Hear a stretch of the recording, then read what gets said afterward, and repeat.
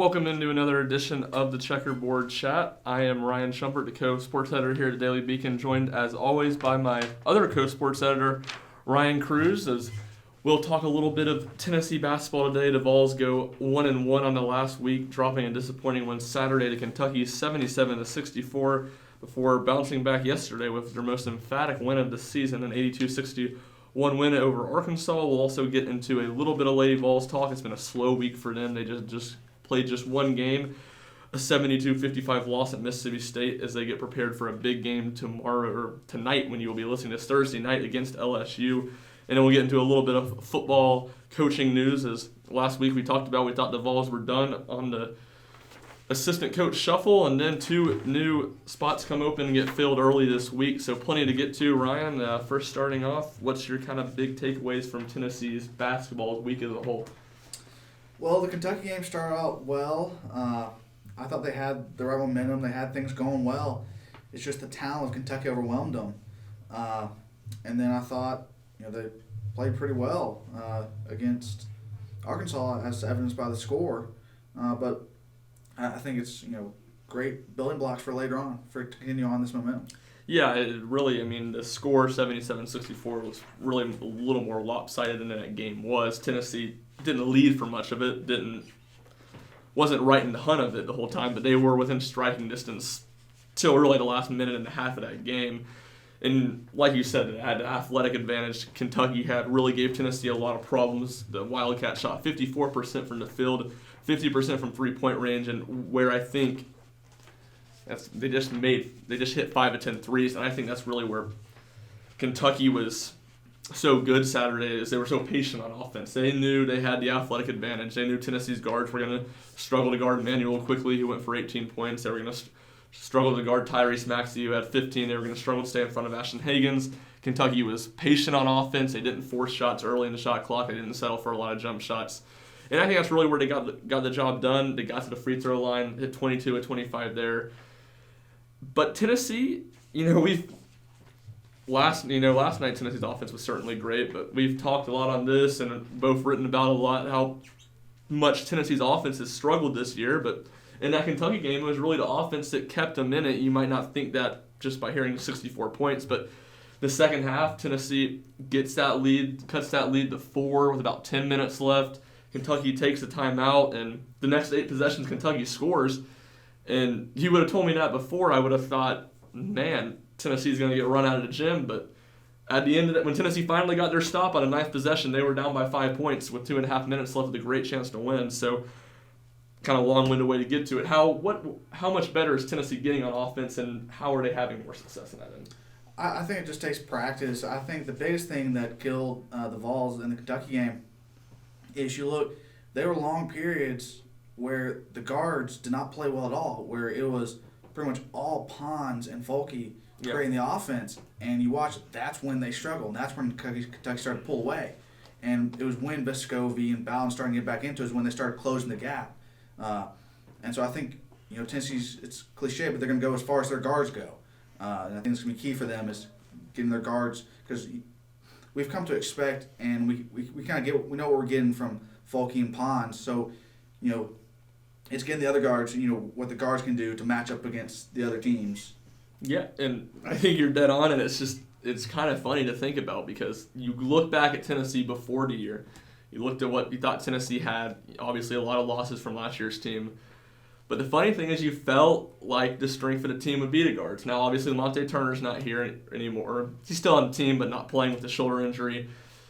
Jordan Bowden not playing to the level that people expected of him going into the year. It's John Fulkerson and these Pons have made 2 of the biggest improvements from a singular year to another year I've seen anyone make since Rick Barnes this year.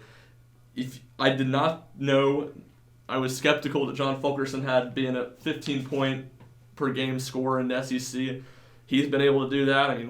Last night was just phenomenal, scoring 14 points, playing with the flu, didn't warm up. Yeah. That was kind of the big mystery before the game, is he wasn't out there, and everyone in the media section was wondering if he was going to play or not. He was in the starting lineup. He goes out there and plays well. And then he's Pons. I just don't think anyone truly had a grasp of just how good the move to the power forward position would be for him. Moving on a little bit to last night's game, 82-61. It was, 82 is the most Tennessee scored this year, going back to the second game of the year. They matched that against Murray State, only the second time they scored 80. But to me, it was the defense that stood out last night. Arkansas, from the first whistle, didn't get anything easy. What about Tennessee's defense was so effective, especially going from Saturday and really last Wednesday against Alabama too, where they struggled on that end? Well, I think if you watch their defense a lot in the last couple games, the biggest things have been Pond's blocks, but I think that's covering up defensive gaps that Pond has to fill in. Whereas last night you really didn't have any monster dump or blocks because the defense was in the right place. And everyone kind of got in, everyone got the blocks, got the rebounds. It was a very well distributed team effort on defense, and everyone was where they need to be. Which that's going to help you in the long run. Yeah, I think you hit the nail on the head with the team defense last night, which was so strong. And I thought, obviously, Arkansas's weakness, they're not very big. Biggest starter, 6'6", biggest guy in the team, 6'8". And I thought Tennessee played them well in how they had attacked the help defense. Tennessee, not that they didn't respect Arkansas's bigs, but I thought bigs were more aggressive in the help defense and just swarming to the guards, making Arkansas continuously making extra passes. And we saw Mason Jones do it a couple times, who was woeful on shooting last night for Arkansas. But not many of those Arkansas guards were good at making the extra pass, distributing, finding a way to get assists instead of just shooting contested shots at the basket.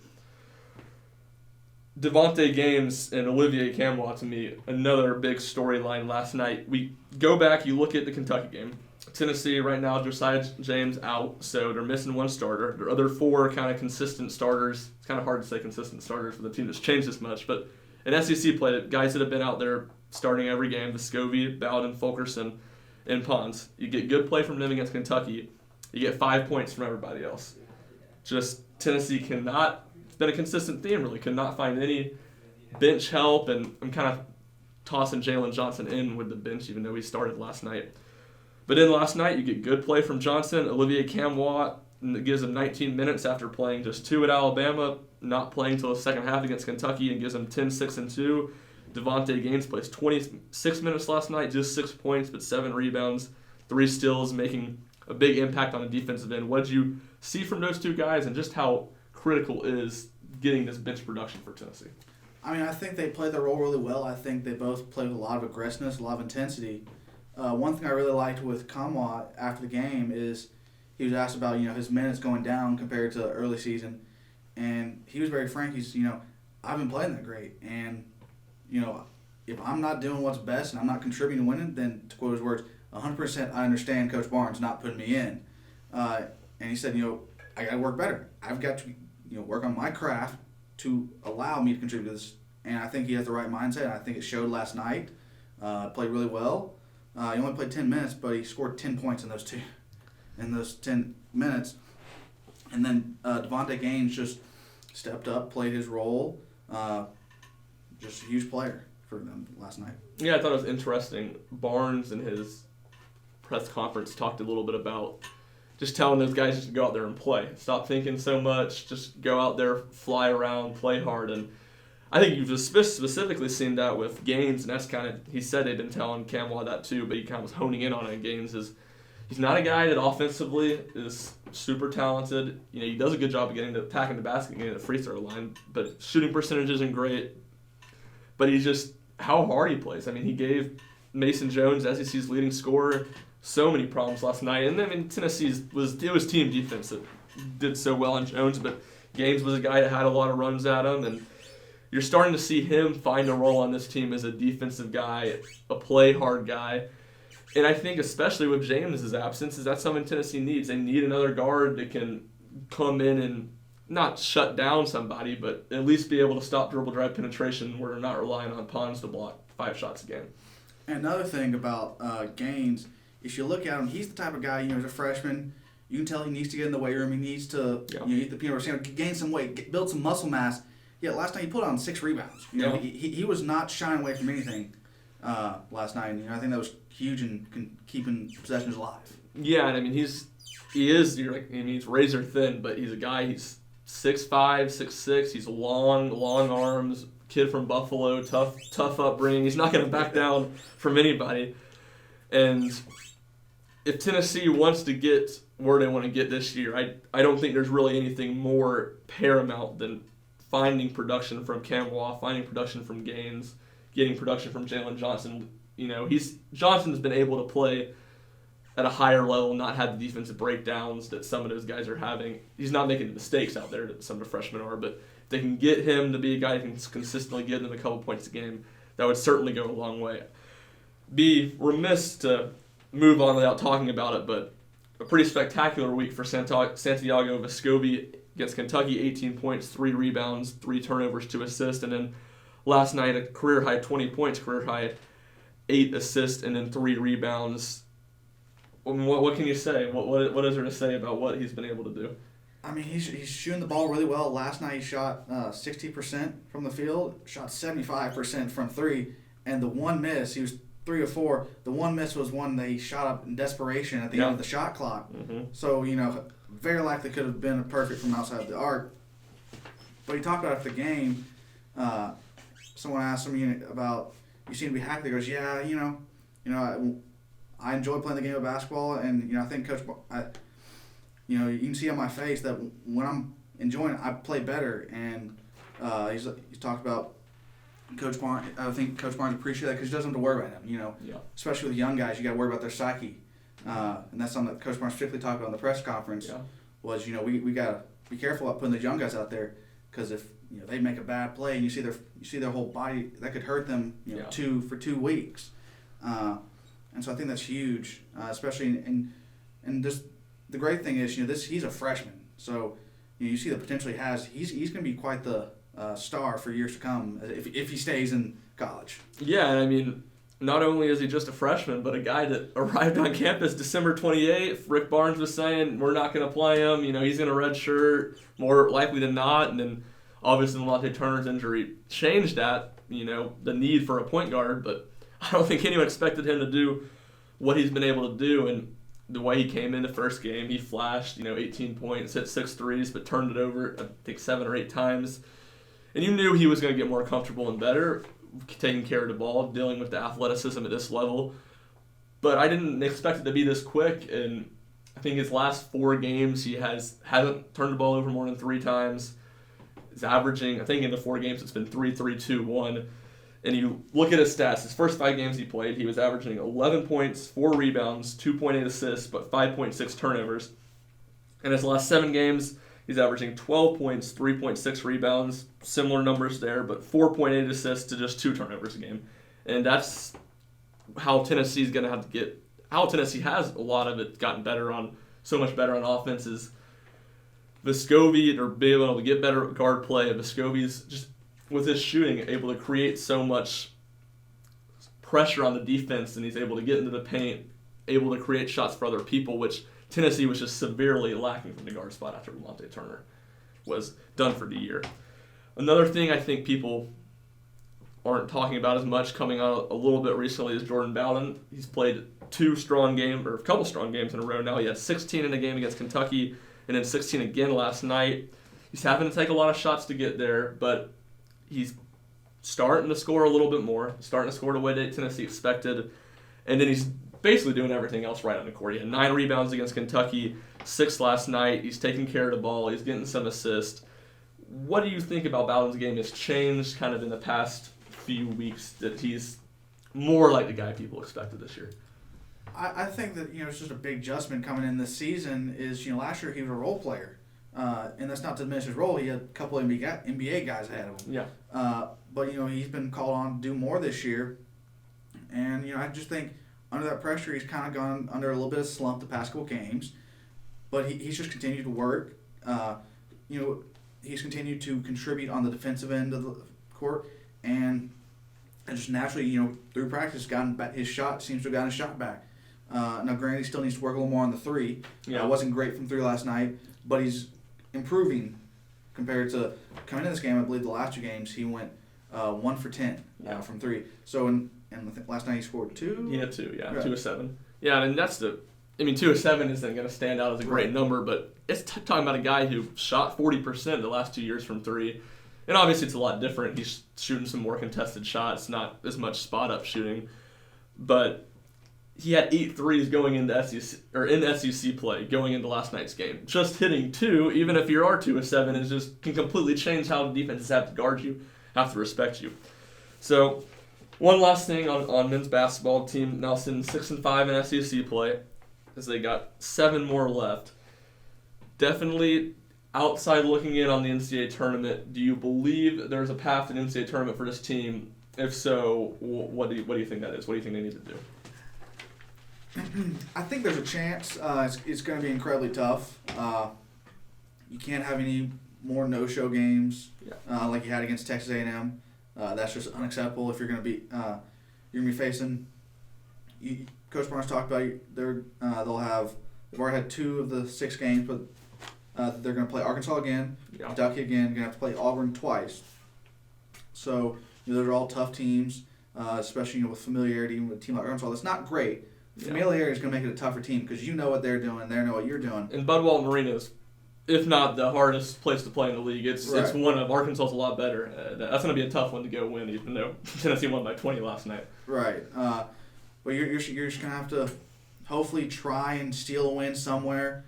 Going to have to beat the teams that you should beat.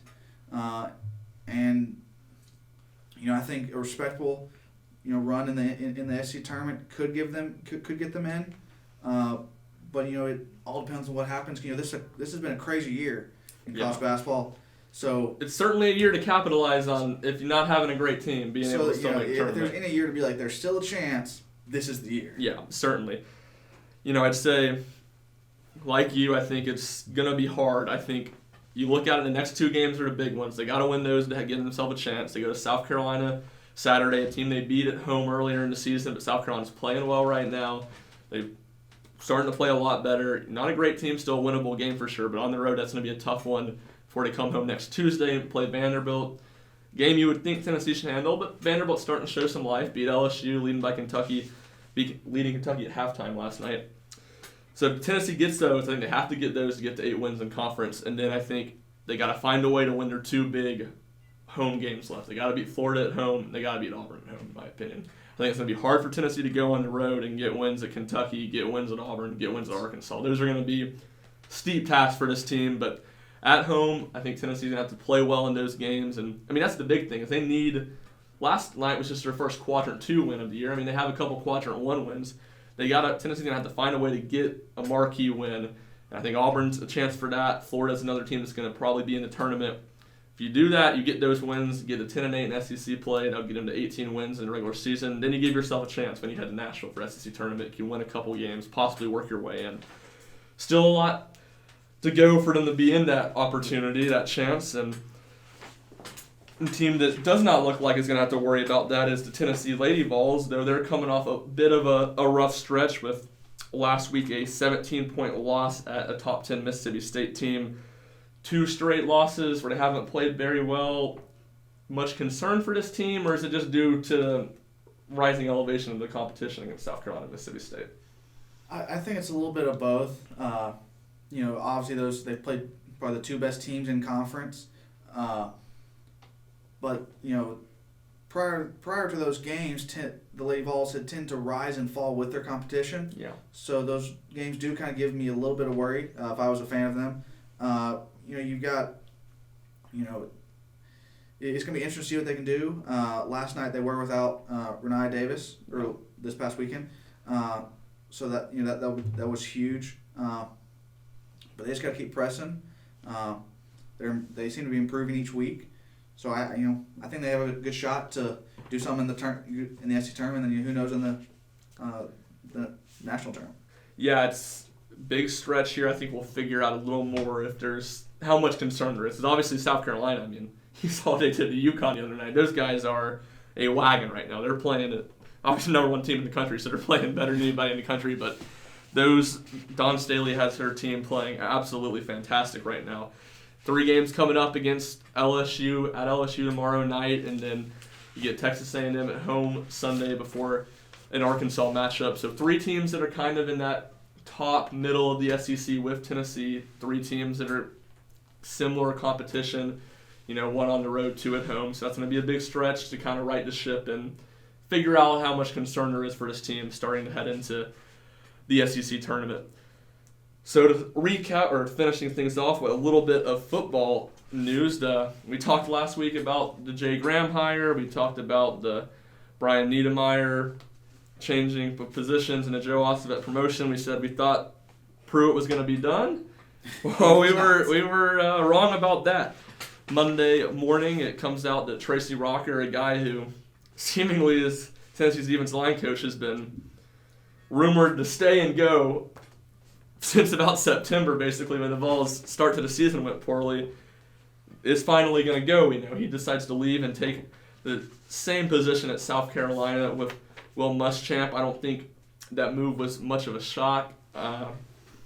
Rocker, one of the best position coaches on the Tennessee staff. You look at what he did this 2 years with Tennessee's defensive line, Kyle Phillips, Shai Tuttle, guys that were all right players. He got good production from them, got them in the NFL, and then last year, a group of Tennessee defensive linemen that didn't look like they could stop the run against anybody against Georgia State, and not many big names, and they kind of by committee just turned into a very solid group. But a lot of questions about, I think, at this point in his career, Rocker's recruiting prowess, how much he wants to get on the road. So I don't think it's one Tennessee is crying over too much to loss, and they didn't take Jeremy Pruitt long to find his replacement, hiring Jimmy Brumbaugh, the defensive line and co-defensive coordinator at Colorado. He'd been there a year with Mel Tucker, who, ironically, this morning is going to Michigan State after turning that job down. I saw he got offered a nice $5.2 million after his one season as a head coach at Colorado. He went 5-7. Obviously, a young coach who's spent most of his career as a defensive coordinator in Michigan State in a position where they are going to have to throw some money at some people to come to get him at this point in time, past National Signing Day. But a guy that, kind of funny, we talked about Pruitt wasn't, loving Rocker's recruiting, is a guy that's kind of known for his development. Similar to Rocker, he was at the Kentucky defensive line coach prior to Colorado, developed Josh Allen, developed a lot of guys there. So certainly a guy I feel seems like Jeremy Pruitt was comfortable with. And second staff move, Chris Rumpf, the outside linebackers coach, another guy kind of in a similar position as Rocker, a journeyman. He departs for the Houston Texans, and talking about recruiting, he was a guy ready to get out of that, which I never blame any coach as much time as they have to spend recruiting. And again, a quick move by Jeremy Pruitt. He tabs Sheldon Felton, who was a outside linebackers coach at Akron for a year. Before that, he was a quality control coach last season with Pruitt at Tennessee, a guy who coached outside linebackers before that at UTC, and really before that, where I think you get to why Pruitt was one of the reasons he liked this guy so much, a high school coach in Georgia before, a lot of recruiting ties in that state. He knows coaches well, he knows the area well, and you look at Tennessee, they lose Kevin Sherr earlier in the offseason. He was a guy with recruiting ties to Georgia. Rocker was a guy with recruiting ties to Georgia as well, coached at Georgia. So I think he's a young coach. He's a guy that I think is going to be hungry in recruiting. And I think that, when you get down to it, is the biggest desire of what Pruitt found with him. Another staff opening with the player personnel position. No hire there yet, but what were kind of your takeaways from Pruitt's 2 hires this week? Well, first off, I thought it was kind of funny with the Mel Tucker story. Just the other day, he tweeted out, "I'm proud to be a CU Buffs head coach," or whatever the Twitter handle is. Yeah. And I heard someone say, "Oh, this is going to be the next Nick Saban. I will not be the coach of Alabama." And I kind of laughed at him. I'm like, okay, well, to be fair, Nick Saban was a national champ at this point. Like, this guy was the defensive coordinator at Georgia who lost an action. No big deal. But going back to Tennessee, definitely, by all accounts, Pruitt is a fanatical when it comes to recruiting. And apparently Rocker and Rumpf are not they don't love it the most. Yeah, so, I mean, you look at they're 2 older coaches and kind of the natural development of so there's naturally a personality clash, and so I think everyone's gonna be better moving on. Pruitt obviously seemed to get younger with the staff, so I think he seemingly, and how quick he found people, shows that he's found guys that he likes, and so I think that's good for the team to find a staff that that has cohesiveness, and so I think this will be better for them in the Yeah, Pruitt certainly wasn't surprised by the departures Monday morning. He was, I don't know if he necessarily knew Rumpf was going to go to Houston and Rocker was going to go to South Carolina, but he was prepared for those guys to go somewhere else and was ready with his hires. That will do it for this edition of the Checkerboard Chat. Thank you guys for joining us. You have a great rest of your day.